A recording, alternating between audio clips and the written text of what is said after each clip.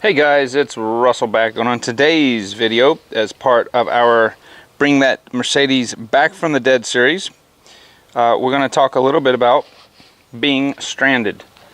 And yes, the Mercedes left me stranded yesterday. What's missing? That's right, the belts. So basically what happened was the alternator belt was making a terrible amount of noise. I had tensioned the alternator up probably a couple weeks ago, and that corrected it, and I was planning today to do the belts. Well, yesterday the alternator belt decided it was going to commit suicide, so it did, and basically left me stranded, and I had to put a temporary belt on it. The problem with the alternator belt is it runs the water pump, the fan, and the alternator. So if the other two belts break, your power steering or your AC compressor belt, no big deal. Alternator belt is critical. So I am going to be putting on the 13 by 1000. This is the actual proper size belt, and these are really good belts for Mercedes, these Continentals. So don't know if these are still made in Germany, but needless to say, they're very good belts. So I'm going to be putting 3 new belts on. We're going to be doing the alternator belt first because that is closest to the engine. Then we will, let's see, be doing the AC belt, or yeah. Then we'll be doing the power steering pump belt. So anyway, yeah, I'm going to get to it. So it's real easy on the Mercedes. There is a bolt back there where you can't see, it's 17 millimeter, and there's one on the bottom that holds the alternator in the bracket, and then this right here is the belt tensioner. This is a 13 millimeter, and I'm just going to go ahead and slip the belt on and get this tensioned up, and we'll start it and make sure the belt is tensioned up before I move to the other 2 belts. Alright, everything's good with that belt, so I'm going to go ahead and put the power steering and AC belt on. Alright, so we've got our alternator belt on, we've got our power steering belt, and we've got our air conditioning compressor belt. And I'm going to show you guys real quick,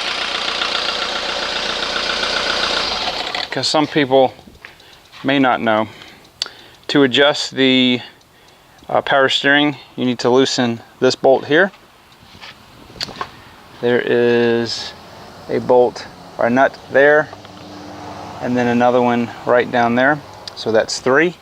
And then to adjust the tension is this bolt right there. Okay, that will adjust the tension on the belt. And I'm going to go under the car and show you, because this was such a pain in the butt.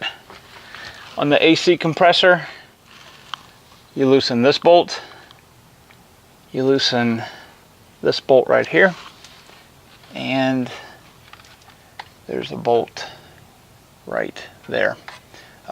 Those are all 19 millimeter.